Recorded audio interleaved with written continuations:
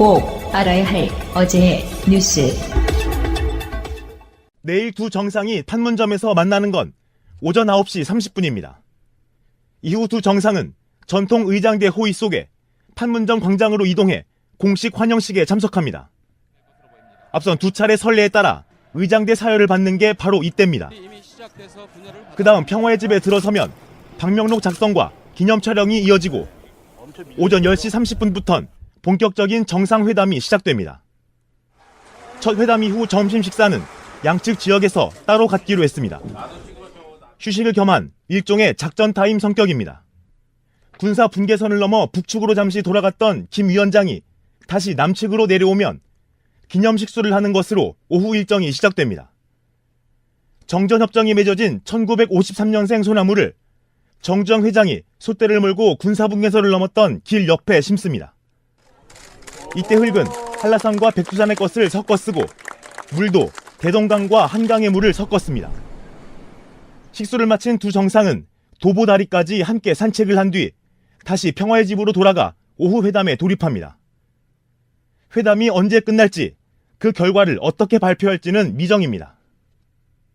다만 그 이후 오후 6시 반부턴 평화의 집 3층에서 양측 수행원이 모두 참석하는 환영 만찬이 예정돼 있습니다.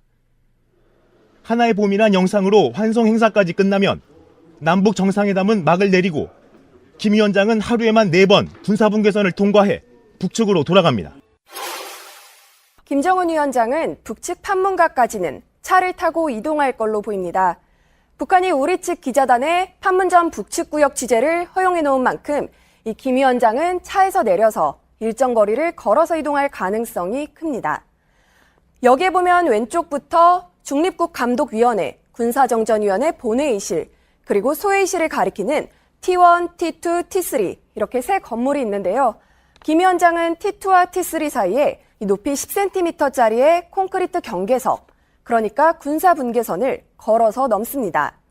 높이는 10cm짜리 턱에 불과하지만 의미는 큽니다.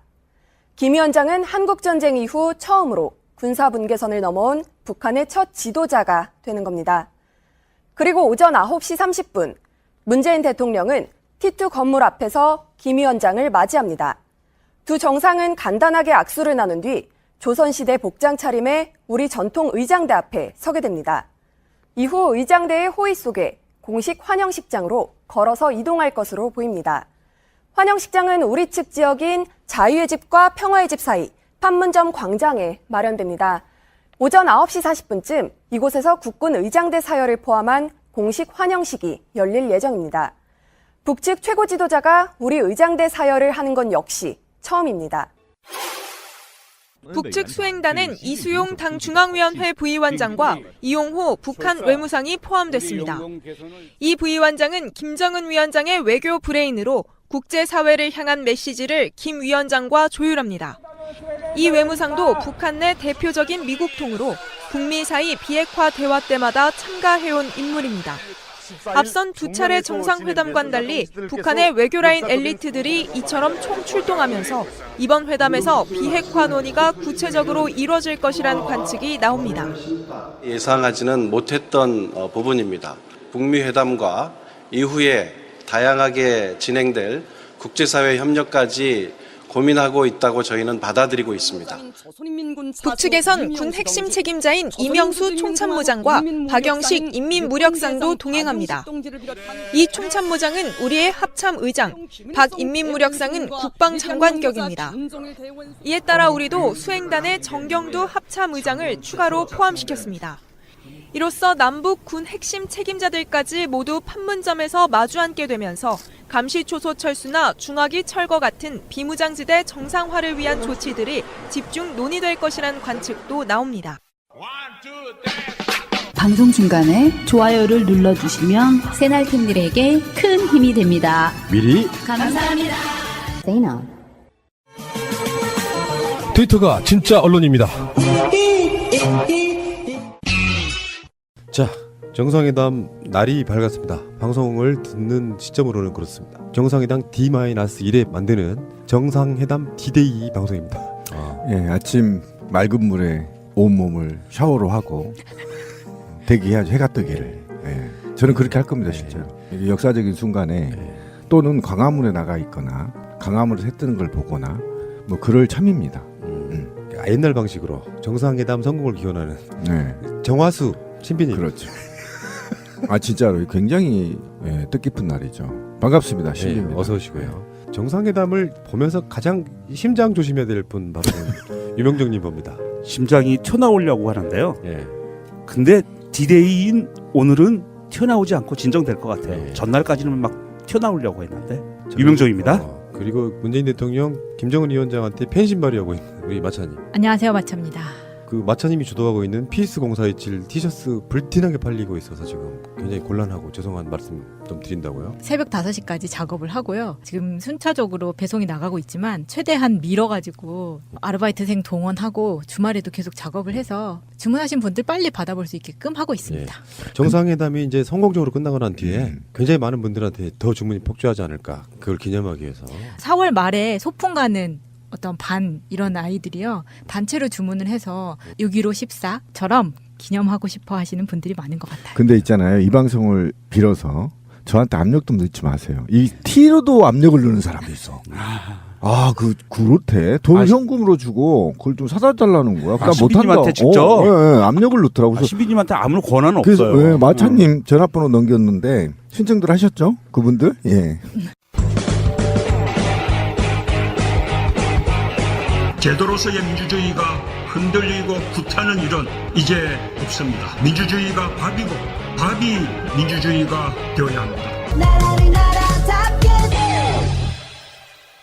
판결이 하나 나왔어요. 우리 미니미니 최민희 의원 관련해서 안타깝네요. 서울고등법원에서 열린 2심에서 150만 원 선고받았거든요. 사실 내용은 별거 없습니다. 토론회에 나와가지고 테크노밸리라든지 이런 것들을 현 도지사랑 상의한 부분이다, 뭐 이렇게 이야기했다는 부분에 있어갖고 허위사실을 유포했다, 선거를 위해서, 이거 하나 하고 당시에 남양주 시청 사무실을 돌면서 명함을 돌렸다, 이 부분이거든요. 근데 저는 이 형평성 차원에서는 정말 열받는 부분이 있어요. 기억들 하시겠지만 김진태 무죄 나왔잖아요.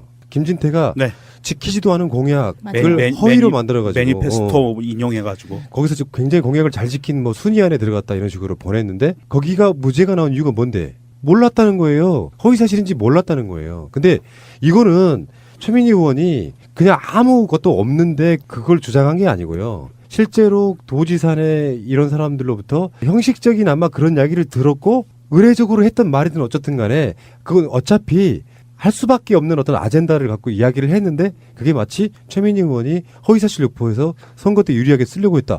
이거는 좀 열받는 게 주광덕과 의정부 지법 사이에 얽힌 어떤 문제의 의혹도 있는 거지만 현역 국회의원도 아니거든요, 지금. 그 선거에 당선된 사람도 아닌 상태에서 그 세력들이 이렇게까지 무자백에 발바되는 건 정말 저는 이런 말 별로 안 좋아하는 사람입니다만 어떤 음모가 있다고 보는 거예요. 굉장히 좀 심각한 게 이게 이미 그 당시 예전에 김기춘과 박근혜 라인으로부터 사실은 거의 찍힘을 당한 케이스고요. 그러니까 1심에서는 200만 원이었는데 벌금이 지금 2심에서는 150만 원으로 줄은 거거든요. 100만 원 이상이면 피선거권이 박탈이 됩니다. 5년간 박탈되는. 예, 그래서 이거는 3심 상고를 들어가셔서 이거는 다시 한번 그 법률적인 검토를 3심에서 한번 다시 받아봐야 될 것 그러니까 같아요. 저도 아까 권 PD가 얘기한 대로 화가 치민 게 뭐냐면 김진태 얘기를 꺼냈잖아요. 근데 김진태 자유한국당과 야당, 우리가 말하는 정의당과 민주당의 잣대는 두 개가 있다. 대한민국 사법부에.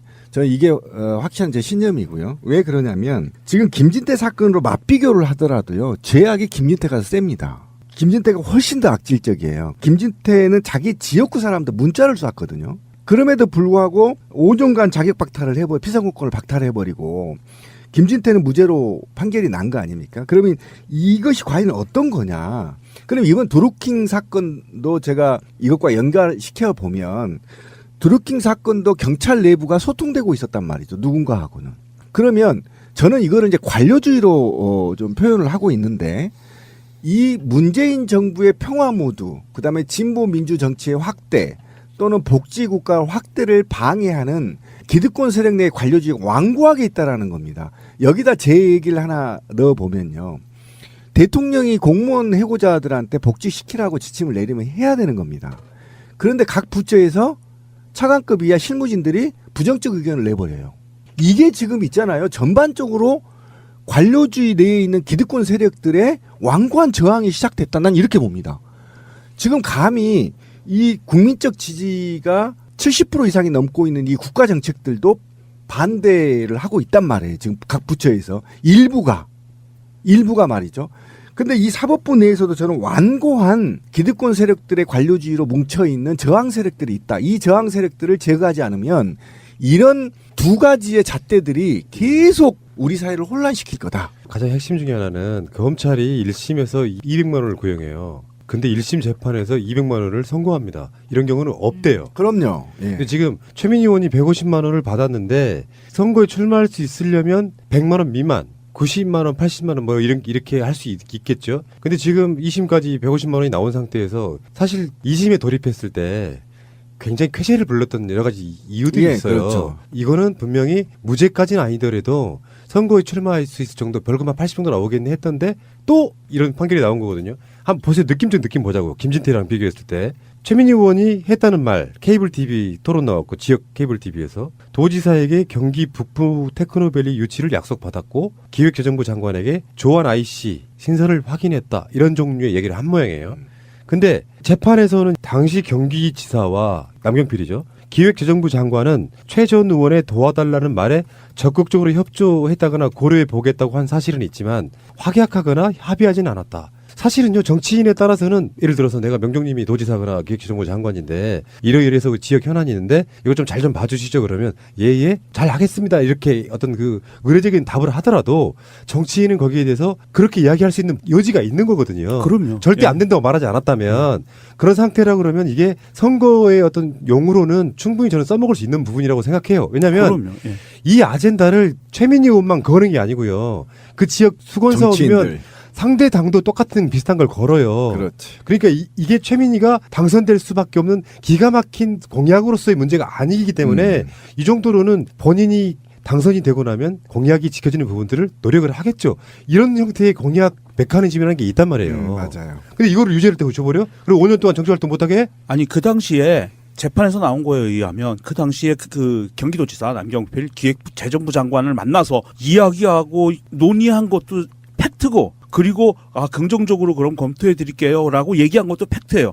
그러면 이게 허위 사실이 아니게 되는 거예요. 이게 논리적으로 보면 약속받았습니다. 네 그렇게 해드리는 방향으로 할게요. 정책을 이렇게 했으면 이게 허위 사실이 아닌데도 불구하고 지금 재판부는 계속 이거를 허위 사실이라고 인정한 거거든요. 어떤 느낌이냐면은 특정 판사가 특정 정치인을 찍어서 맞아. 이건 FM대로 재판하겠다는 뜻이에요. 그런데 FM대로 해도 이거는 3심에 가면 아마 파기에 대해서 2심으로 다시 내려올 것 같아요. 그렇긴 한데 지방선거에 지금 못 나가게 하려는 거거든요. 그렇죠. 예, 이 의도가 보이고 대한민국에서 법을 다루시는 분들 이 배현진 사건을 한번 두고 보겠습니다. 이 사람 재판해가지고 이 사람 선거하기도 전에 벌어진 그 자기 경력 허위 기재였지만 이게 과연 재판은 어디까지 가는지 한번 보겠어요. 당신들이 진짜 법을 엄격히 적용하는 사람들이라면 끝까지 해야 돼요. 자, 여러분들 기억하실지 모르겠지만요. 최민희 의원은 국정농단 사건의 최초 유발자예요. 그럼요. 제2부속실에 관련된 거 폭로하면서 그 후로 밑보여가지고 총선 때 지역구 나눌 때 자유한국당 쪽이 지지가 많이 나오는 쪽만 갔다가 게리맨더링 했던 바로 그러니까 그런 지금도 분이에요. 개심죄가 적용되고 있다라는 거예요. 정권이 그렇죠. 바뀌었는데. 그렇죠. 예. 알겠습니다. 최민희 의원님 힘내시고요. 최민희 의원은 우리가 지킨다. 화이팅! 예. 자, 잠시 후에 다시 오겠습니다. 자, 남북 정상회담이 지금 오늘 이제 열리게 되는데 트럼프의 반응부터 한번 볼게요. 난 깜짝 놀랐습니다. 트럼프가 김정은 위원장을 칭찬한 내용이 나와요. 근데 이거를 마차님 영어로 할 수 있을까요? 안 됩니다. 이거 뭐 영어로 콩글리시로 하면 자, 그러면 그 아나럽을 네.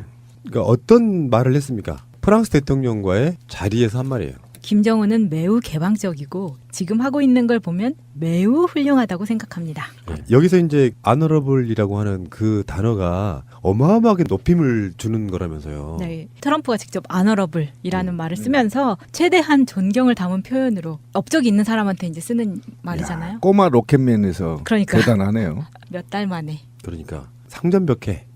세상이 이렇게 변하나? 그리고 기자가 묻습니다. 국민을 굶기고 가족을 죽이는 사람에게 왜 훌륭하다고 하셨습니까? 이렇게 물어요. 나는 북한과 매우 개방적이고 훌륭한 방식으로 협상하기를 바랍니다. 그러니까 자기가 옛날에 했던 말이 있어서 질문을 이렇게 비껴가는 거지. 그렇죠. 어. 이거는 굉장히 트럼프가 대통령 이전에 굿 비즈니스맨으로서의 그 역할을 요런 데서 보여주는 게 아닌가 그렇죠. 하는 생각이 들어요. 그 보통은 정치만 해오신 분들은 자기가 줄곧 주장해왔던 이야기를 할 거예요. 홍준표처럼. 난 그들의 진심을 믿을 수 없다. 그러면서 자기가 주장했던 걸 또 한 번 반복할 텐데 완전 180도 바뀌어서 김정은 위원장을 극찬하고 있는 모습. 이게 사실은 다 이문덕 아니겠습니까? 맞습니다. 그렇죠. 그게 이문덕이고요. 사실 미국에서는 아직도 김정은을 믿을 수 없다. 북한은 체제를 어떻게 믿느냐. 이런 그 목소리들이 굉장히 많이 나오고 있는데 트럼프 대통령이 이 발언을 한 것을 나는 여기서 문재인 대통령과의 일맥상통이라는 부분은 문재인 대통령이 강조했잖아요. 유리그릇 다루듯이 조심스럽게 다뤄야 된다. 나는 트럼프도 여기에 동의해서 굉장히 조심스럽게 김정은에 대해서 반응하는 표현을 하는 거라고 봐요. 그래서 아직 그 남북 대화도 시작이 안 됐고 오늘 이제 방송하는 날 하지만 그리고 트럼프 입장에서는 북미 회담도 있고 우리나라와 미국과의 회담도 앞으로 계속 일정이 잡혀 있는데 여기에서 자칫 조그마한 오해라도 줄 수 있는 발언은 절대 안 하고 상대방을 굉장히 높여서 칭찬해 줌으로 인해서 대화 분위기를 더 부드럽고 따뜻하게 가져가겠다라는 의도가 굉장히 많이 나오는 거거든요. 문재인 대통령뿐만 아니라 이미 트럼프도 북한과의 대화에 대해서 굉장히 조심스럽게 접근하면서 깨질까봐 아주 살금살금 천천히 접근하고 있다는 그런 느낌을 받았어요. 그러니까 기존의 정치인들이 미국의 전통적인 보수주의자들이죠. 그리고 거기에는 바탕에는 이제 반공주의가 깔려 있는 게 있는 거죠. 사업을 했던 사람의 마인드로 북한을 바라보기 시작했다라는 겁니다. 그러니까 우리가 예측했던 것대로 그대로인 거죠. 파격적인 지금 얘기가 나오고 있는데 사실은 방산 마피아들의 미국 방산 마피아들의 거짓, 허위, 그들의 그 이너서클들 내부의 용어를 벗어나서 실제 정치 대 정치로 또는 상업 대 상업으로 본다라면 북한의 김정은이 그렇게 나쁜 사람은 아니었고요. 또 북한의 입장에서 보더라도 준비가 철저하게 됐다는 거 아닙니다. 20년간 외부 차단돼서 굶어가면서까지 굶어서 몇십만 명이 야사 상태를 참아가면서 핵강국을 이뤘고 제가 알기로는 지금 한간에 떠도는 소문이 북한이 약 240개 정도 있다고 하더라고요. 우리가 알고 있는 건 전혀 다른 내용입니다. 현장에서는 북한에서는 그렇게 알고 있답니다. 주민들이. 그러니까 엄청난 핵강국을 이뤄놓고 이제는 경제강국이다. 우리 인민들한테 먹을 걸 주겠다라고 하면서 모든 걸 내줘버리는 겁니다. 그러면 뭔가 북한과 남한이 주축이 돼서 우리를 사실상 지배하고 있는 미국의 제국주의에 맞서서 어떻게 협상하느냐에 따라서 완전히 달라지겠는데 이것이 트럼프 마음에 들었다는 겁니다. 사업가의 마음에 들었다는 거거든요. 그러면 윈윈을 하고 있다는 결론을 내리고 있거든요. 그러면 윈윈이라는 차원에서 3자가 만족하고 있다는 겁니다. 일본까지 4자가. 더 나아가 러시아와 중국까지 만족하는 평화 분위기를 만들어 나가는 데 있어서 트럼프 임기 내에 가장 큰 업적일 가능성이 있어서 굉장히 높게 평가하고 있다. 세계 언론들이 놀래고 있답니다. 지금. 그러니까 트럼프 경우에는 사실은 트럼프의 외교 정책 중에 가장 지금 머리 아픈 게 중동과 북한이거든요. 그런데 중동은 지금 굉장히 지금 위험천만한 길로 지금 가고 있어요. 이란 문제가 그 무력 개입까지 계속 하면서 가고 있는데 트럼프 입장에서는 북한 문제는 굴러들어온 떡이에요. 김정은 위원장과 우리 문재인 대통령의 어떤 상호 교감에 의해서 평화 분위기를 만들어가는 것이 트럼프 입장에서는 가만히 앉아서 받기만 해도 자기가 원하는 분쟁 지역에서의 비핵화를 자기 힘 안 들이고 달성하는 거거든요. 그렇기 때문에 이 사람은 지금 와서 북한을 자극하거나 북한에 대해서 뭔가 의심의 눈초리를 보낼 이유가 전혀 없어요. 김정은이 문재인 대통령이 하자고 하는 대로 보조 맞춰서 비핵화 합의만 만들어내면 이 모든 혜택은 트럼프한테 들어가기 때문에 이 사람의 입장에선 그렇고요. 사실 우리가 북한의 입장을 한 번 더 자세히 바라보면 북한이 어떻게 변해가고 있는지 방금 신비님이 얘기한 것처럼 이제는 북한이 경제 위주로 간다라고 선언을 1월 달에 했잖아요. 그런데 이미 12월에 이런 일이 있었습니다. 이게 안 알려졌어요. 작년 12월에 평양시 강남에 대동강 밑에죠.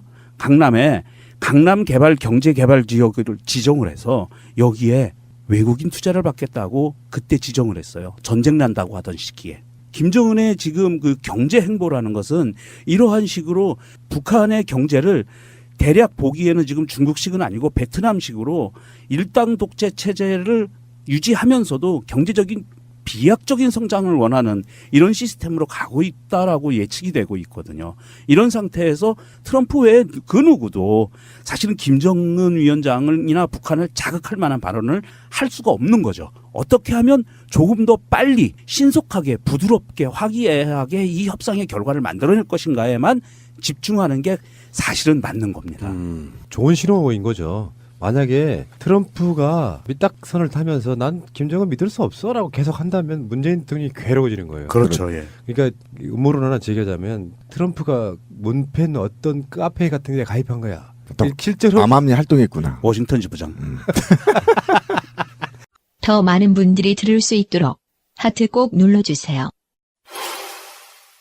자, 오늘 9시 반에 난다고 하는데 의장대 사회를 한다. 근데 미국과도 연관이 되어 있는 지역이기 때문에 네. 총포를 쏘는 건 안 한다. 비무장지대이기 네. 때문에 무기 네. 반입이 원래 안 되는 곳이죠. 예. 사열 같은 것만 한다. 뭐 이런 거고요. 북한을 한 나라의 정상으로 인정해 주면서 김대중 노무현 대통령이 가서 받았던 그 정도는 아니더라도 특수한 판문점이라는 상황 때문에 예우를 해서 한 나라의 정상으로 대우한다. 이런 거죠. 뭐 당연한 이야기인 것 같고요. 그런데 블룸버그의 문재인 대통령에 대한 평가. 아, 이거 정말 좋더라고요. 협상의 의미를 확실히 알고 있는 리더. 노벨상 평화상 수상자인 김대중의 후계자. 가장 불안정한 지도자 2명을 중재한 해결사. 이렇게. 네. 아, 더 픽서라는 말을 썼죠. 뭔가 문제를 고쳐 나가는 사람. 굉장한 그럼요. 최고지. 네, 굉장한 칭찬이고요. 칭찬이기도 하지만 블룸버그 통신은요. 지금 국제 상황 돌아가는 것과 한반도에서 이 역동적으로 벌어지는 이 상황에 대해서 포인트를 가장 정확하게 짚은 통신사예요. 대한민국에 있는 언론들도 사실 이 정도의 평가를 못 내렸어요.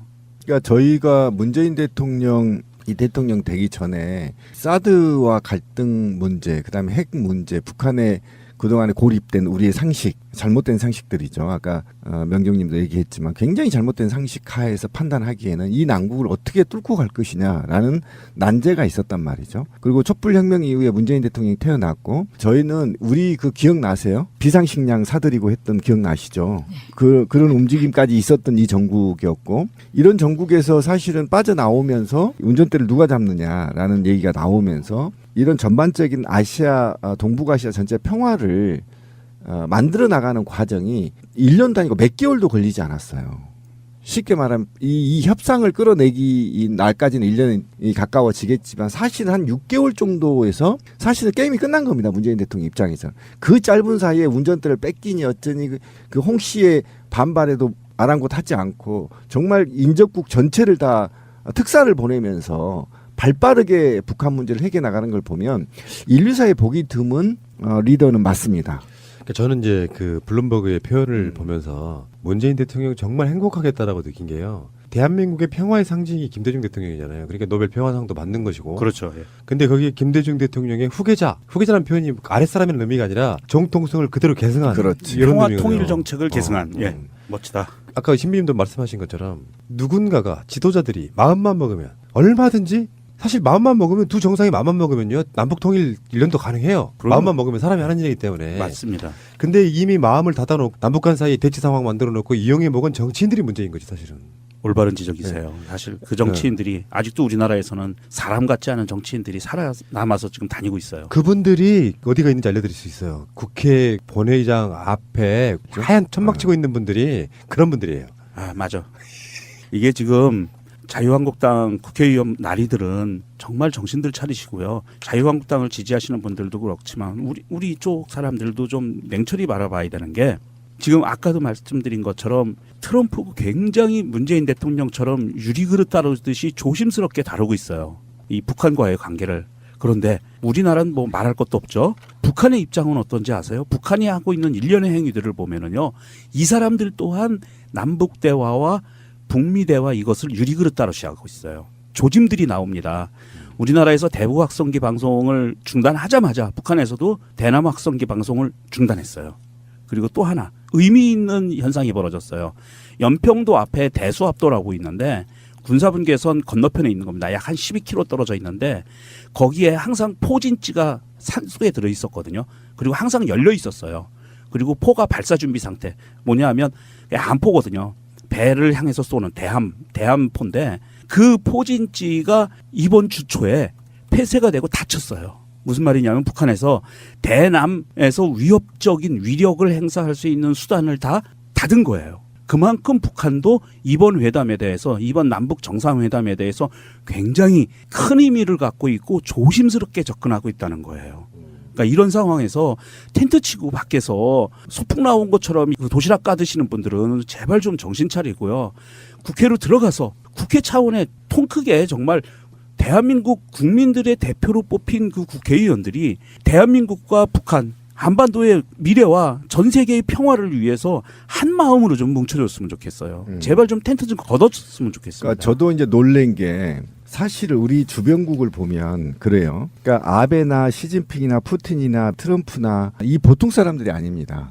이 사람들이 자기의 국가에 대한 충성도나 또는 자기의 권력욕이 대단한 사람들입니다. 이 5사람들이. 그러니까 이 아베의 막말부터 온갖 도발을 끊어내고 북한에 정말 다루기 힘든 또는 접근하기 힘든 부분을 쉽게 접근해서, 물론 이제 내부에서는 굉장히 힘든 일이 있었겠지만 쉽게 접근해서 이 우방국이나 또는 강대국들의 동의를 얻어서 주체적으로 북한과 대화를 나선다는 것, 이거는 제가 볼 때는 아무나 할 수 없습니다. 당연한 거고요. 사실은 김대중 대통령도 못했을 가능성이 굉장히 높은 정도 수준의, 그렇죠. 예, 높은 수준의 지금 정치를 하고 있어서 맞아요. 웬만한 사람들은, 그러니까 홍 씨 같은 경우는 이거는 이해할 수 없는, 10번 태어나도 이해할 수 없는 높은 정치를, 그리고 아까 말한 대로 극단의 위치에서 높은 정치에 출구를 만들어내 나가는 거, 이거는 제가 볼 땐 적어도 워낙 문재인 대통령이 그동안에 노무현 대통령이나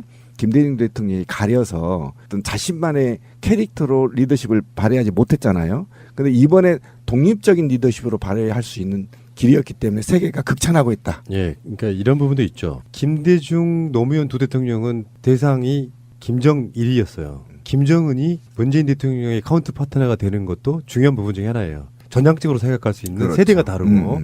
근데 어쨌건 간에 김대중 대통령에 대한 문재인 대통령의 어떤 존경심은 서거 7주기 추모식에서 한 말에서 묻어납니다. 반드시 내년 대선에서 김 전 대통령의 유지와 자랑스러운 민주정부의 정통성을 이어나갈 것을 김 전 대통령께 약속합니다.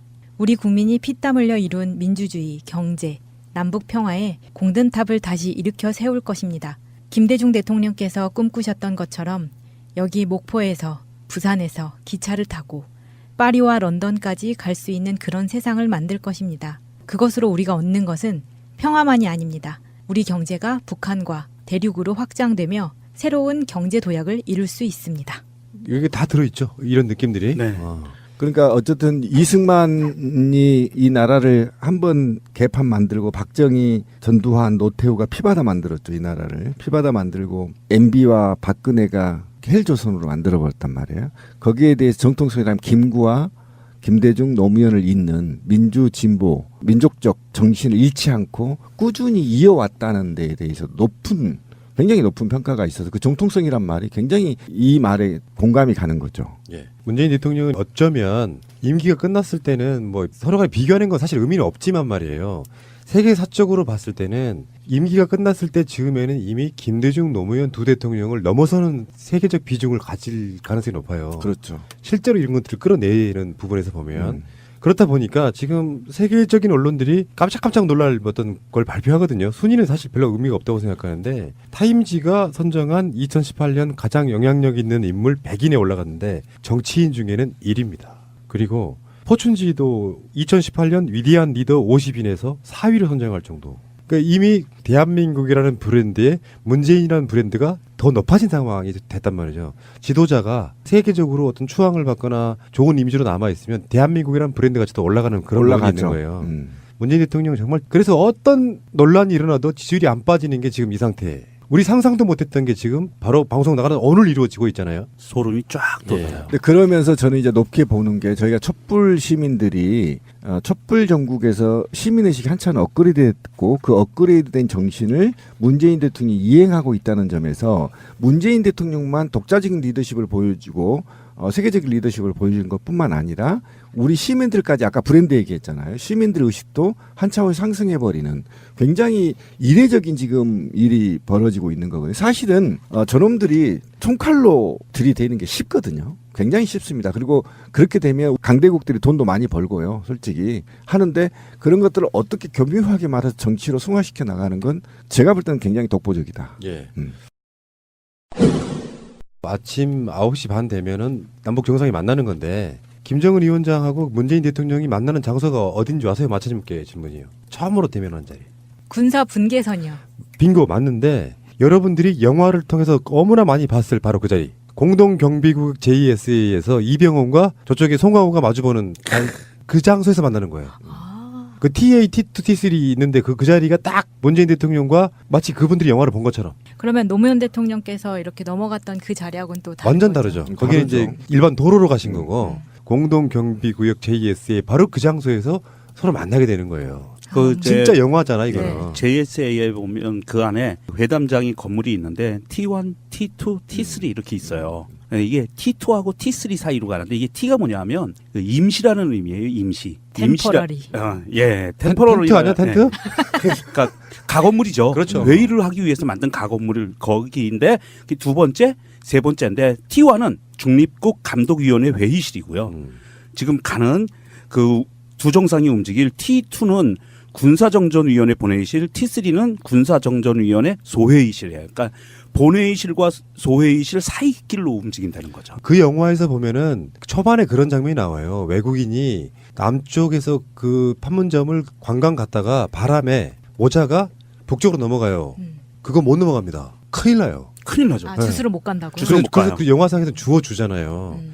그리고 예전에 무슨 목사님이 북한 갔다 오다가 딱 그 군사 분계선 그 자리에서 북측에서 배웅 나온 사람들한테 인사하고 딱 넘어오자마자 우리나라 형사들이 체포하죠. 들이닥쳐가지고 체포하는데 끌려가는 장면이 정말 처절해요. 그런 곳인데 공동경비구역 JSA에서는 그 상징적인 곳에 관련해서 통일이라는 이야기를 심어놓고 이미 거기서 남북한에 이미 교류가 있었다 이런 식으로 숨어서 뭔가 하는 영화를 만들었잖아요. 근데 진짜로 영화가 아니고 남북 정상이 거기서 만난다고 생각해봐요. 첫 만남에 손을 잡고 사진 기자들에게 포토 타임을 하기 위해서 둘이 손잡고 걸어 나오는 것. 거기까지인 거잖아요. 정말 대단하지 않습니까? 그러니까 이게 9시 30분에 처음 만나는데 그렇죠. 표지석이죠. MDL. MDL을 주위에다가 공동으로 나무를 심는데요. 김정은 동지가 삽질하는 걸 또 보겠네. 아 정말이죠. 두 분이 삽질해서 심을 거 아닙니까? 그 나무는 이제 땅을 판 뒤에 나무를 딱 꽂아놓고 두 정상이 삽질을 해서 흙을 채워놓는 뭐 이런 거. 이제 오후에 점심 식사 후에 오찬 식사 후에 오후 일정 중에 두 분이 거기에 이제 공동 기념 식수를 하는 거고요. 이 기념 식수에 대해서 우리 쪽에서 제의를 했는데 북측에서 흔쾌히 받아들여서 성사가 된 상황입니다. 소나무를 심는다고 하죠. 1953년생을 심는다고 하네요. 나는 어린 놈 심을 줄 알았더니 그것이 아니요. 큰 걸로. 문재인 대통령 태어난 해예요. 53년. 그게 또 우리나라가 정전했다. 정전된 해. 예. 이 나무를 심는 데 들어가는 흙이요. 백두산하고 한라산 흙을 섞어서. 백두에서 한라까지. 네. 야, 미치겠다 진짜. 아니, 이 꼼꼼한 디테일. 그러니까 문재인 대통령은 내가 봤을 때는 이런 나라를 위해 태어난 거예요. 생각해봐봐. 53년생이라는 그 의미가 또 간단치가 않고 북한 출신의 부모님. 그렇죠. 너무 운명적인 것 같아요. 너무 운명이야. 53년에 정전이 됐는데 그때 태어난 대통령이 무럭무럭 잘하시오. 2018년에 북한의 지도자와 함께 공식적으로 종전을 선언한다? 와, 멋지죠. 그거 소나무에서 종전의 열매가 열리잖아요. 평화의 열매가 열리. 아, 소나무에서 평화 열매가 열리기 시작하는 거죠. 그러고 나서도 또 있어요, 이벤트가. 뭐요? 식수를 한 다음에 도보다리까지 손잡고 또 산책을 하십니다. 손은 안 잡겠지. 손 안 잡고 이거 잡고 있지. 가는 거지, 이거는. 잡고 가는 거지. 아니, 제가 예상하기엔 김정은 위원장이 문재인 대통령 팔짱을 낄 것 같아요. 왜 이래? 김정은 정도 이렇게 나이가 어린 지도자들은 오히려 더 권위의식이 좀 있어요. 얕볼까봐. 대신에 문재인 대통령 스타일은 좀 성격도 그렇고 스타일이 격이 없잖아요. 그러니까 존중을 많이 해주는 그렇지, 그렇지. 아니 근데 그 선친 김정일 위원장 때도 김대중 대통령 갔을 때 나이가 많다는 이유로 극진하게 A를 차렸잖아요. 그래서 북한은 A가 있는 나라예요. 예, 전통적인 A가 있어서 굉장히 A를 밝게 할 겁니다. 야, 근데 둘이 손잡고 산책을 느긋하게 하면 그 기분이 어떨까요? 그 나무에 식수하는 소나무에 이렇게 쓴다고 하네요. 평화와 번영을 심다. 대한민국 대통령 문재인, 북조선 인민위원장 김정은. 이제 그렇게 되면은 나중에 그 독일이 통일되듯이 그 휴전선의 경계선이 무너질 때 그 소나무는 굉장히 오랜 시간 동안 남북 평화 통일을 상징하는 나무가 되겠죠. 그렇죠. 예. 그리고 많은 사람들이 피스 공사일절 티셔츠를 입고 가서 그 나무 아래 사진을 찍고. 괜찮다. 기념사진 찍기. 괜찮네. 근데 그 나무를 키우는 공무원들은 얼마나 힘들까요? 아, 그 군인 그 동생분들이 충분합니다. 군인들한테 미안하네. 그래서 잘 가꿔줘. 자, 그러면 누가 오느냐. 단독 정상회담도 있고요. 확대 정상회담도 있고. 그러니까 실제로 가는 사람들, 문재인 대통령의 스태프들, 북한 쪽과 만나는 사람들이 누구를 만나느냐. 자, 명단 한번 보겠습니다. 남측 공식 수행원 7명. 남측 공식 수행원 7명, 임종석 비서실장, 정의용 국가안보실장, 서훈 국가정보원장, 조명균 통일부 장관, 강경화 외교부 장관, 송영무 국방부 장관, 정경두 합동참모본부 의장까지입니다. 어제 합참의장이 좀 추가된 걸로 알고 있고요. 예, 깜짝 놀랐어요. 군사 문제이기 때문에. 합참의장이 추가됐다는 것은 어떤 의미냐 하면 미국도 여기에 참가하는 거하고 똑같은 효과예요. 그렇죠. 예, 합참의장이 참가했다는 건.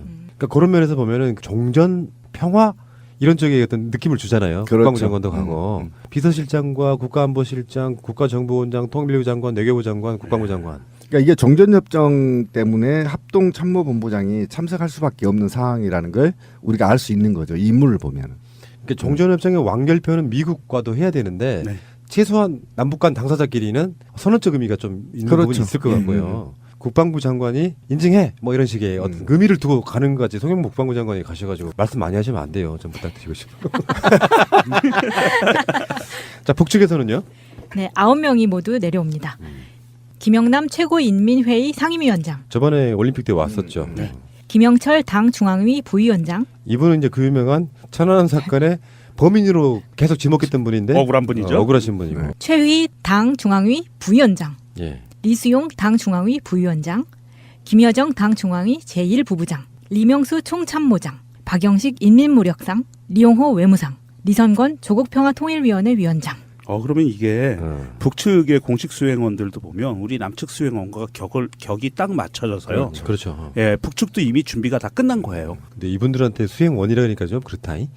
그렇죠. 수행단, 수행 고위단 뭐 이렇게 불러야 될 것 같은데. 그러니까 어쨌든 간에 대통령 입장에서 보면 다 수행원이죠, 뭐. 네. 대통령을 보좌하여 회담에 있어서의 역할들을 하겠지만, 와, 이 면면들이 보면 어떤 느낌이냐면은 북한 쪽의 분들은 이게 얼마나 높은 자리인지 사실 잘 모르잖아, 우리는. 북한의 최고 실세들만 모인 거예요. 그렇죠. 이분들이 내려오고 대한민국에서도 가장 중요한 직책에 있는 분들이 내려오는 약간 별들이 내려오는 이런 느낌이잖아요. 군인 별 말고 정말 스타. 네. 스타워즈 이런 느낌. 그런 느낌이. 양쪽이 최고 책임자들이 드림팀을 꾸려서 이제 만나게 되는 거죠. 벌써 북측에서 오는 인원들 이름이 너무 낯익어지지 않았어요? 맞아요. 이게 난 있죠 이제. 네. 예. 자, 근데 세계적으로 이 관심 있는 이벤트는 저는 어느 정도로 보냐면요. 제가 딱히 생각이 나는 게 없어서 지금 이 이야기밖에 할 수 없어요.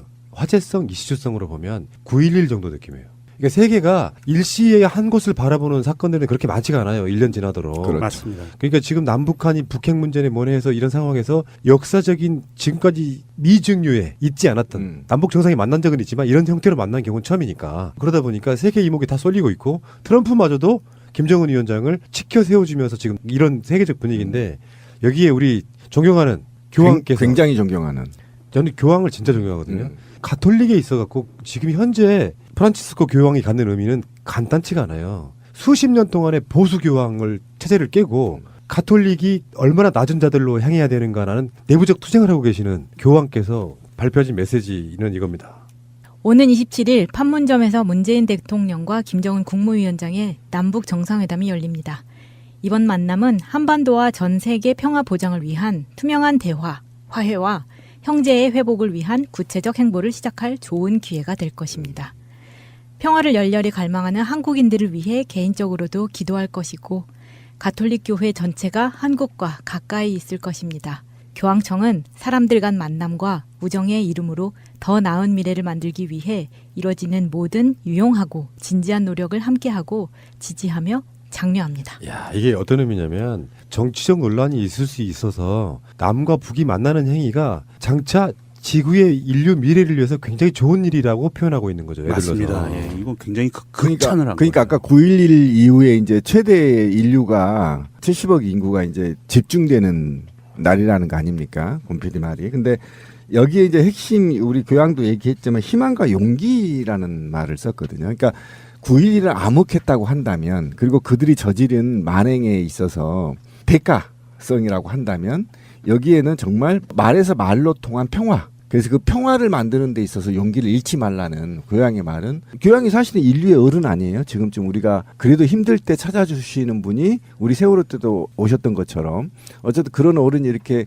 축하 메시지를 던진 거는 세계가 분위기에 지금 무르익어가고 있다. 그리고 이 자체가 전체가 지금 생중계가 되고 있기 때문에 이례적인 거 아닙니까? 그래서 엄청난 아마 트래픽이 폭주하지 않겠냐. 이게 지금 사실 이제 뭐 9.11 얘기하셨지만 사실 이번에 남북 정상회담이 갖는 의미는 저는 이렇게 생각을 합니다. 인류가 현대 문명에 들어왔을 때 현대사에 들어왔다고 표현하는 제 임의의 기준으로 2차 대전이 끝난 이후에 과연 인류사에서 평화와 번영을 위한 정상들의 만남과 전 세계의 평화와 번영을 보장할 수 있는 이벤트적인 사건이 몇 번이 있었나. 저는 제 개인적인 사건으로는 이번에가 두 번째라고 봐요. 첫 번째가 89년에 있었던 몰타 회담이라고 있습니다. 이게 뭐냐면 미국과 소련이 냉전 체제를 종식하고 같이 평화와 번영으로 가자라고 선언을 한 몰타 회담이라고 있었어요. 지중해 몰타에서 벌어졌던 그 이후의 첫 사건이라고 보거든요. 그 이 두 개의 사건 이외의 모든 사건들은 인류애와 정반대로 가는 전쟁, 학살, 폭동 뭐 이런 사건들이 인류의 시선을 빼앗았었어요.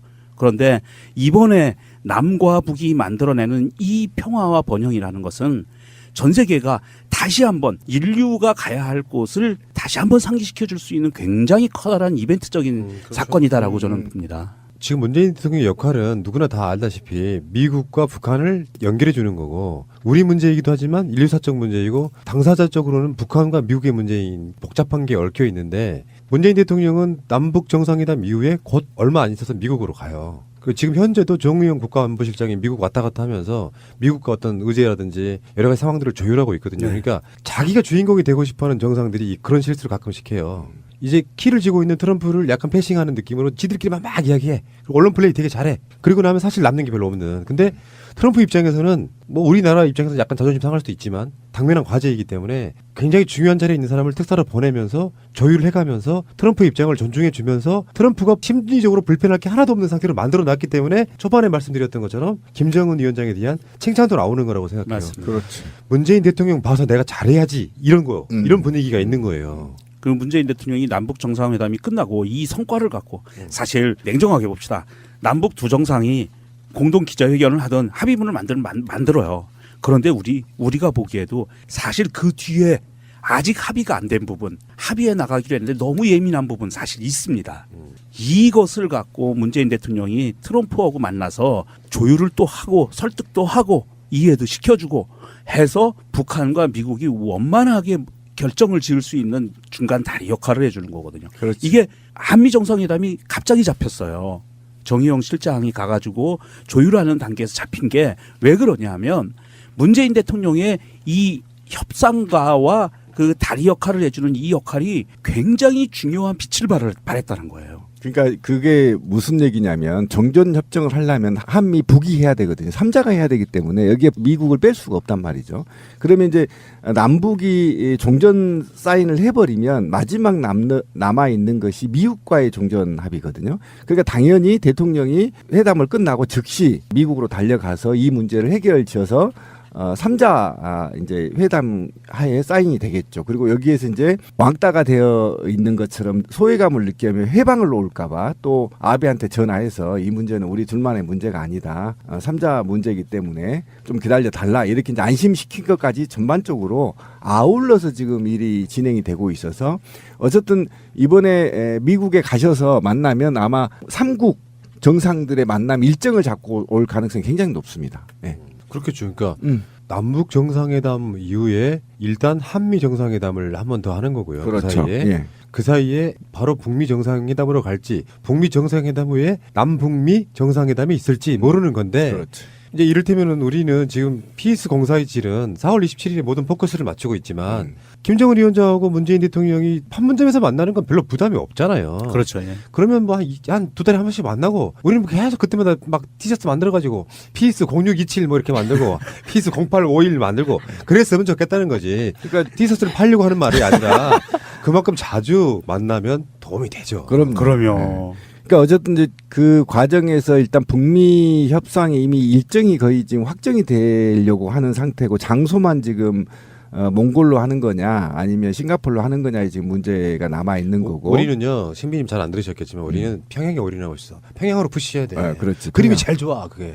아 평양 푸싱. 새날 평양. 오케이 평양. 트럼프도요 평양 가는 거 원하고 있어요. 근데 지금 한번 가보고 싶어서. 서로 간의 그 힘겨루기 차원에서 사실은 트럼프 자체의 스타일로 보면 평양에 자기가 직접 입성해서 그 붉은 평양 시민들이 김대중 노무현 대통령 오셨을 때 막 흔드는 거 있잖아요. 그거 받고 싶어해. 그래서 평양 푸시하십시오. 자 그러면 평양에서 하는 걸로. 우리가 정해버릴까? 어쨌든 북미 협상이 끝나고 이제 3자 회담이 있을 가능성이 있고 이때 이제 마지막 종전 협정이 완료가 되는. 그리고 이제 평화 협정과 종결 협정이 마지막 완료가 되는 단계가 이제 된 상태인데 아마 숨가쁘게 올 여름을 지나기 전에 마무리되지 않겠냐. 진짜 그랬으면 좋겠다. 지금 그 중요한 타이밍은요. 저는 예측이 이런 예측이 돼요. 7.4남북 공동성명이 있었잖아요. 박정희 때였지만 그때 당시에 7월 4일 날 김일성과 박정희가 공동성명을 남과 북이 발표한 거거든요. 그런데 저는 기대감이 되는 게 7월 3일이 미국의 독립기념일이에요.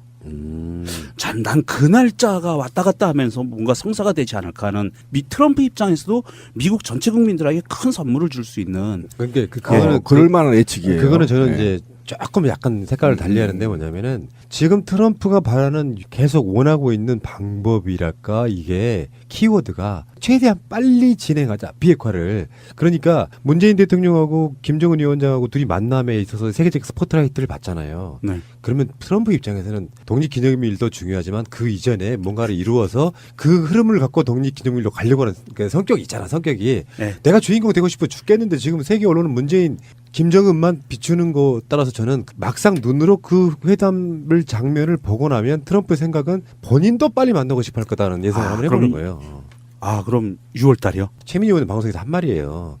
6.13 지방선거 코앞에 두고 문재인 대통령 선거 이겨라고. 그러면 홍준표나 김성태가 미국에 항의를 합니다. 선거에 개입하지 말라고. 실제로 그럴 수 있다는 전망이 있어요. 예, 어쨌든 저도 이 조급증이 나 있는 트럼프가 최대한 빨리 당길 가능성이 있다.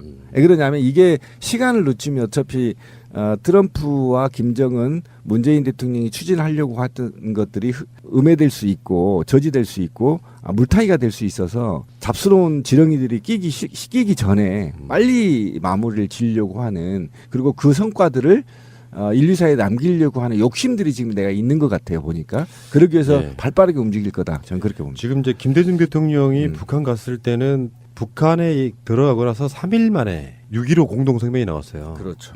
그리고 노무현 대통령도 북한에 들어간 지 3일 만에 체류하면서 여러 가지 협상들을 한 끝에 10월 4일 날 14 남북 공동성명이 나옵니다.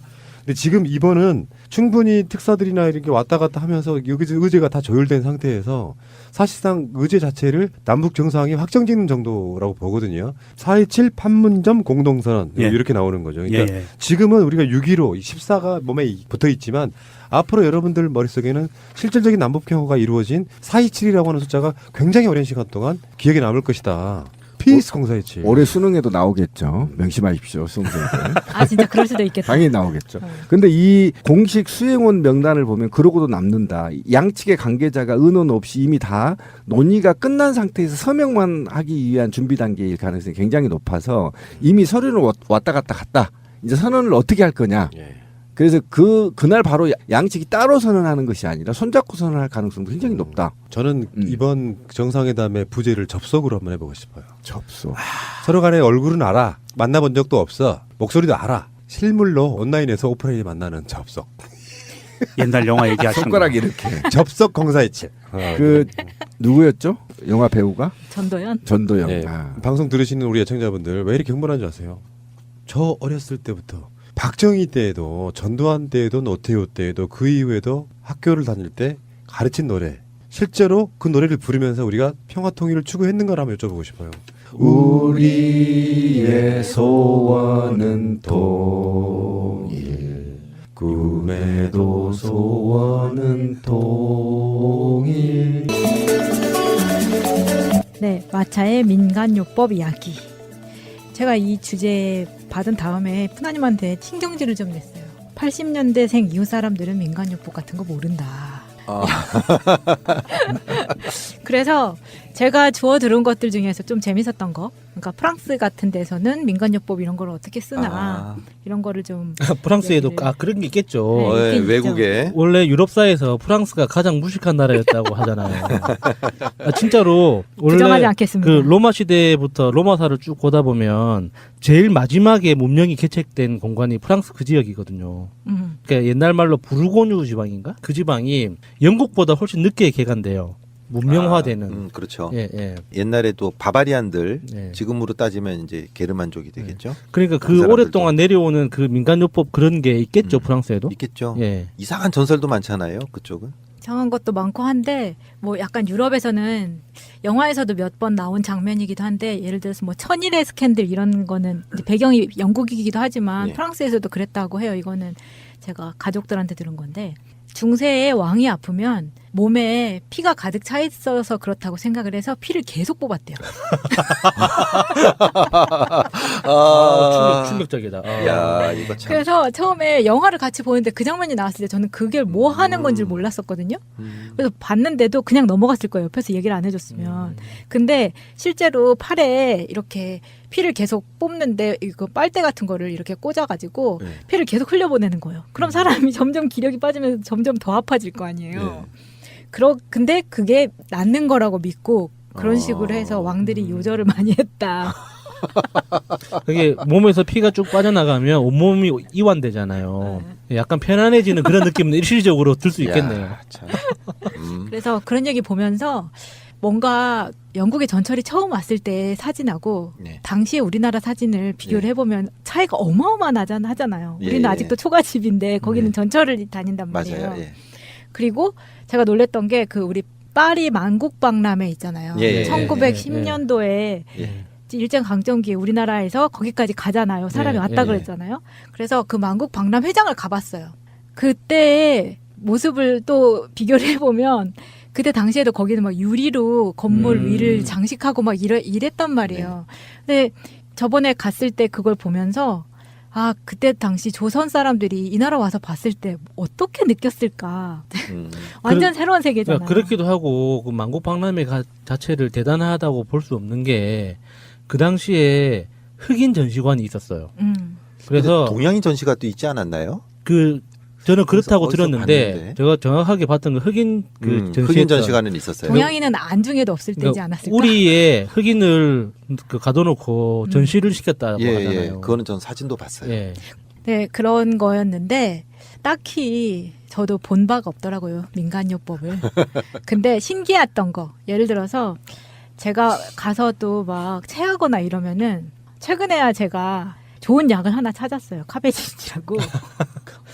그 양배추 추출물로 하는 거. 근데 제가 정말 딱 어떤 상태가 되면은 그것 때문에 머리 아프고 토하고 막 이런 게 있었는데 그 약을 먹으면서 없어졌어요. 근데 이건 민간요법이 아니라 약을 찾은 거잖아요. 예. 그래서 말씀을 드릴 수가 없는데 프랑스에서는 체하거나 소화 불량이거나 이럴 때 뭘 먹냐면 민트 아니면 민트 캔디 막 이런 거를 먹는 거예요. 그 약간 화한 박하 같은 박하죠. 거. 예. 그래서 그거는 일시적으로 시원한 느낌을 줄 수 있지만 그게 정말 효과가 있나? 글쎄 그거 그냥 식당에서 나올 때 박하사탕 하나 집어먹는 거랑 무슨 차이가 있을까 모르겠네요. 그게. 근데 민트 오일이 코에는 확실히 효과가 있잖아요. 코 막혔을 때 뜨거운 물을 컵에 받든 다음에 민트 오일을 한두 방울 딱 떨어뜨리고 코를 대면은 뜨거운 물 때문에 확 이렇게 확산이 되거든요. 그때 숨을 딱 들이마시면 코가 확 하고 순간적으로 뚫리는 글쎄 효과가 그 있어요. 비교 검증을 위해서 민트 없이 그냥 뜨거운 수증기만으로도 한번 해보고 싶네요. 아, 통할 것 같은데. 참기름 사도 될 것 같아요. 참기름. 그리고 또 하나 특이했던 거는 약간 몸을 따뜻하게 해주고 기력을 나게 해준다고 하는데 옛날에는 먹을 게 없어서 그랬던 것 같긴 해요. 그 닭요리거든요. 근데 닭요리에 우리는 뭐 찍어 먹어요? 그냥 백숙 소금 찍어 소금이죠. 먹잖아요. 그러니까 삶은 닭. 예. 그런데 프랑스는 사과잼에 같이 먹어요. 아 벨로다. 사과잼. 아 벨로다. 근데 되게 괜찮아. 괜찮은 것 의외로. 같은데요? 네. 그래서 그거를 감자 으깬 거랑 같이 먹거나 아, 이제 소금도 같이 놓긴 하거든요. 근데 주는 사과잼이에요. 상- 사과잼이 아니라 사과 퓨레. 사과 퓨레. 아, 오케이, 그 오케이. 비슷하지 않아요? 그 설탕 넣고 조린 거잖아요, 퓨레도. 네. 근데 퓨레는 이제 잼보다는 더 뭐라 그러지? 덜 딱딱하고 완전 그 사과 과육이 살아 있는 거잖아요. 그렇죠. 그러면 예. 다음에 삼계탕 집에 갈 때 사과잼을 한 통 가져가 봐야겠네요. 사과 퓨레로. 예. 사과 퓨레 제가 그래가지고 만들어 같이 먹어보고 이렇게 맛이 없으면 그때 가서 마차님 욕을 하기로. 아 근데 제가 한 번은 이런 민간요법을 프랑스에서 한번 해보고 싶어가지고 네. 가족 중에 부모님이 감기 걸렸구나. 그래서 두 분 다 침대에서 골골거리시길래 한국에서는 감기 걸리면 이렇게 먹는다 하고 보여주고 싶어가지고 제가 배숙을 했어요. 배숙이 뭐예요? 한국에서도 한 번도 안 해본 배숙을 한 배숙이 건데 뭐예요, 그게? 배를 해서. 이렇게 깎아가지고 네. 그 안에를 속을 판 다음에 그 안에 꿀을 넣는 넣죠. 거예요. 네. 그래서 그거를 달려. 중탕을 다려, 시키죠 다려. 일반적으로는.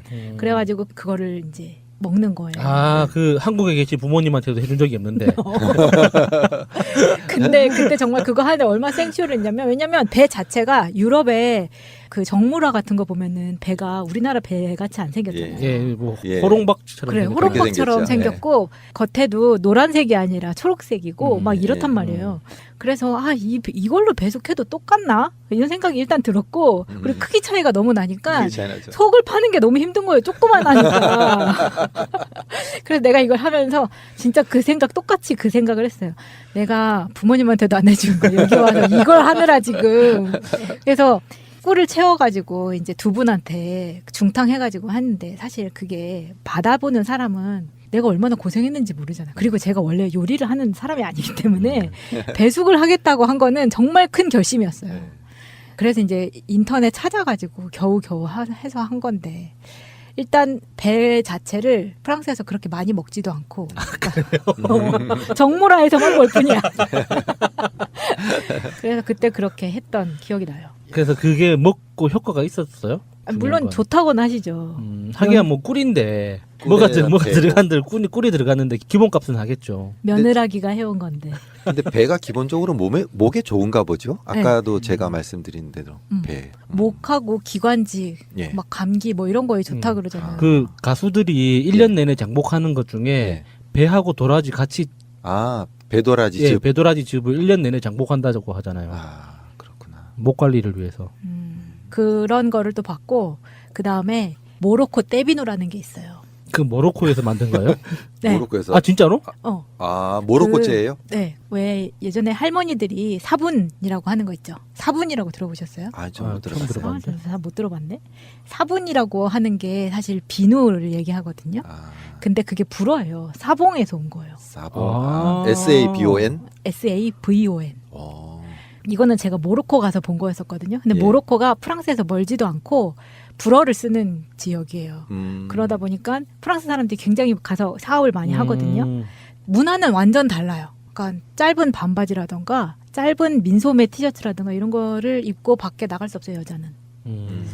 그런데 하나 비슷한 거는 사우나가 있다는 거예요. 목욕탕 문화가 있다는 거, 그 나라에도. 그래서 우리나라는 사우나라고 하지만 프랑스 이쪽에서는 모로코 포함해서 전부 다 그 사우나를 하맘이라고 부르거든요. 하맘? 하맘.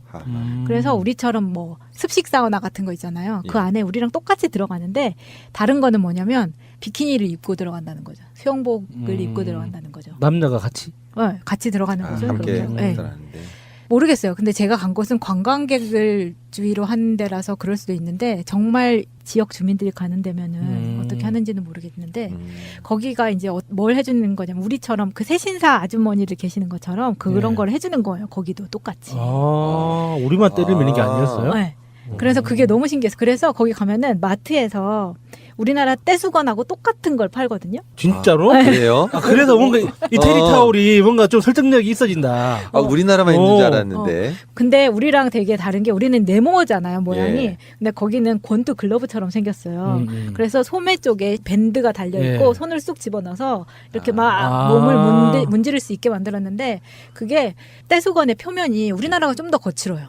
거기는 약간 부드러워. 근데 그 이유를 생각을 해보니까 아까 말한 그 떼비누라는 게 지금 예. 우리나라에서도 굉장히 많이 팔잖아요. 예. 근데 그게 약간 가격에 따라서 성능이 좀 차이가 있거든요. 파는 1,000원짜리랑 약간 예. 좀 뭐 3,000원 정도 하는 거랑은 좀 다른 것 같아. 다이소 비하. 다이소 비하는 아닌데. 그래서 근데 이게 모로코는 또 프랑스에 비해서 물가가 싼 편이거든요. 그래서 이 떼비누라고 하지만 거기서는 올리브 비누라고 하는데 사실 이 떼비누가 올리브 오일로 만드는 거예요. 그래서 1kg에 한 7, 8천 원 이렇게 파는 거예요. 그러면 내가 저거 한 10kg 가지고 오고 싶은데 비행기에 실어올 수가 없으니까 1kg만 띄어매가지고 왔는데 이거를 나눠가지고 엄마, 이모 막 이렇게 줬거든요. 완전 폭발인 거예요. 인기 그러니까 폭발. 모로코 비누 굉장히 유명해요. 제가 TV 다큐멘터리에서 봤는데 예. 예전에 MBC에서 했던 누들로드라는 누들로드. 네. 예, 그러니까 실크로드처럼 면을 찾아가는 이제 그런 컨셉의 비누를 중심으로 이렇게 만들었던 작품을 예. 본 적이 있었거든요. 거기에 굉장히 중점적으로 나온 지역이 모로코였어요. 그러니까 올리브로 만들 수 있는 여러 가지 제품들 중에 부가가치가 가장 높은. 그래서 이 모로코에서 만드는 비누들이 장인들이 있대요. 우리가 일반적으로 만드는 비누들은 만드는 데까지 짧으면 3일에서 일주일 정도 만에 만들어내는데 모로코에서 이제 수출하는 거 있죠. 상품으로서 수출하는 그런 제품들은 최상품 한 3년까지 걸린대요. 그러니까 비누도 숙성하는 만큼 좋아지는 그런 효과가 있어가지고 소금 나오는 염전처럼 넓은 공간에 엄청나게 큰 가마솥에 올리브유를 끓여가지고 나머지 재료 넣고 그걸 바닥에 흘려서 그 바닥에 흘린 그 상태로 한 달 만에 마차님 말씀처럼 덩어리째로 이제 파는데 그렇게 이제 하품은 그렇게 바로바로 일주일 만에 파는 거고 최상품들은 그 상태로 1년, 2년, 3년 이렇게 굳힌다는 거예요. 그거 본 적 있어요. 네. 그렇게 발효가 될수록 세정력의 어떤 그 세밀함이 달라진다고 하더라고요. 아, 그렇구나. 예. 그럼 저는 그냥 시장에서 샀으니까. 예, 이게 바로바로 그렇게, 만드는 예, 그런 것들. 근데 그게 어떤 식이냐면 우리 뭐 팥죽 같은 거 있죠. 그런 식이에요. 그래서 딱딱한 비누가 아닌 거예요. 그러니까 1kg를 정말 액체처럼 이렇게 훅 해가지고 왜 무슨 우리 떡 해가지고 오는 것처럼 그렇게 비닐봉지에 담아주는 거거든요. 근데 그게 또 웃긴 게 이 떼비누가 마트로 들어가잖아요. 그러면 그냥 플라스틱 용기에 담겨 있을 뿐인데 가격이 2~3배가 되는 거예요. 그렇죠. 그렇겠죠. 그리고 모로코 같은 데는 왕국이기 때문에 그런 대형 마트들이 다 왕족들이 경영을 하는 거예요. 그러다 보니까 가격 차이가 또 그렇게 나고. 그러네요. 그래서 그 떼비누를 들어갔는데 이 방법은 그냥 우리나라에서 지금 시중에서 파는 떼비누하고도 똑같을 것 같아요. 일단 딱 들어가면은 뜨거운 물로 좀 있으라 그러잖아요. 샤워를 시킨 다음에 몸을 불린다고. 몸을 불린 다음에 그 떼비누를 살짝 묻혀가지고 타월에다가 묻혀서 비키니 입은 채로 다 이렇게 바르는 거예요. 바르고 그 사우나에서 한 10분 정도 있으면은 이후에 이제 언니들이 와가지고 그 양쪽에 이거 때타월 해가지고 막 하는 거예요. 그러면 내가 사람인가 지우개인가. 그러니까 뭔가 좀 덜 아플 것 같네요. 덜 아프죠. 우리나라 세신사분들은 뭔가 이제 이 사람의 피부를 한꺼풀 벗겨내고 말겠다. 뭐 이런 개념으로 좀 덤비잖아요. 그러니까 그걸 하시는 분도 힘들고. 근데 여기는 어떻게 보면은 이렇게 슬슬 할 거 돈을 이 정도를 받아? 막 이 생각이 들 정도로. 근데 알고 보면 이게 올리브 오일로 만들어진 성분이고 때 수건 자체가 그렇게 빡빡 밀지 않아도 되는 거니까 이게 나은 것 같아요. 근데 국내에서도 그 떼비누라는 거 팔잖아요. 네. 그 효과가 있어요. 저는 한 번도 안 써봤거든요. 떼비누가 나온 이후로 떼밀 때 다들 떼비누를 쓸걸요? 그래요? 네, 왜요? 여탕에서는 그래요. 근데 때라는 것 자체가 일종의 우리의 환상이기 때문에 저는 안 씁니다. 저도 때를 안 밀거든요. 그러니까 죽은 각질을 뭐 굳이 없애지 않아도 된다. 그리고 하루에 한두 번 정도 샤워하면은 그 자연스럽게 다 떨어져 나가는 만큼이 이제 불필요한 건데 숨어 있는 각질까지 숨어가지고 찾아내가지고 다 발굴한다는 것 자체가 뭔가 좀 각질들한테 미안해서. 근데 뭐 일주일에 한번 사우나 가고 이런 것들이 뭔가 일상의 탈출이 될 수 있기 때문에 그런 것도 있는 것 같아요. 그리고 마지막으로 그 프랑스에서 감기 걸렸을 때나 겨울에 등산 가고 이럴 때 뱅쇼라는 거를 마셔요. 뱅쇼 들어보셨을 저도 거예요. 만들어서 들어는 봤어요. 네, 그 뱅이라는 거는 우리나라 말로 똑같이 쓰는 건데 와인이거든요. 그리고 쇼라는 거는 쇼드라 그래가지고 이게 따뜻한 뜨거운 이런 뜻이에요. 그러니까 뜨거운 와인이라는 와인. 뜻으로 뱅쇼라고 하는데 이거 요새 우리나라 레스토랑 같은 데 가도 뱅쇼가 네. 뭐 메뉴 안에 있는 데가 네, 되게 커피숍에서도 많아요. 봤어요. 커피숍에도 맞아요. 팔아요. 그리고 편의점에도 음료로 나온 게 있더라고요. 그래요? 네, 뱅쇼 따뜻한 음료로 해서 네. 나오기도 했는데 어.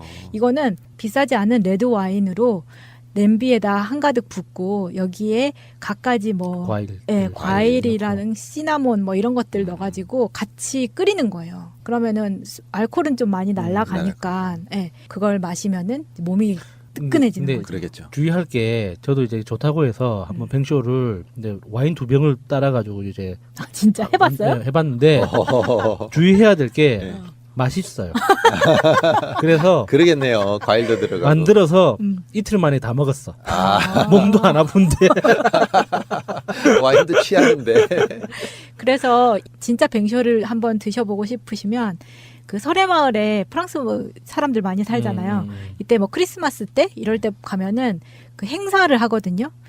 공연 같은 행사가 아니라 마켓이 열려요. 예. 그러면 관련된 프랑스 기업들하고 프랑스 사람들 나와가지고 먹을 것도 같이 팔고 막 이런 시장 장터가 만들어지는데 거기에서 뱅쇼를 끓여서 나눠주기도 해요. 그때 드셔보시면 아 그게 이런 맛이구나 아실 수 있으실 거예요. 동네 사람들이 나와서 한다는 거네요. 네. 예, 시골처럼. 네, 맞아요. 이 뱅쇼도 왜 우리나라 요새 다시팩 같은 거 있잖아요. 국물 낼 때 네, 편하게 네, 나오는 네. 거. 그것처럼 그게 팩으로 나와 있거든요. 티백으로. 오. 그래서 그냥 와인 넣고 이 티백하고 같이 끓이면 금방 뱅쇼가 돼요. 아, 야. 이런 것들이 있어서 정말 짜내고 짜내서 오늘 민간요법 얘기를 해봤습니다.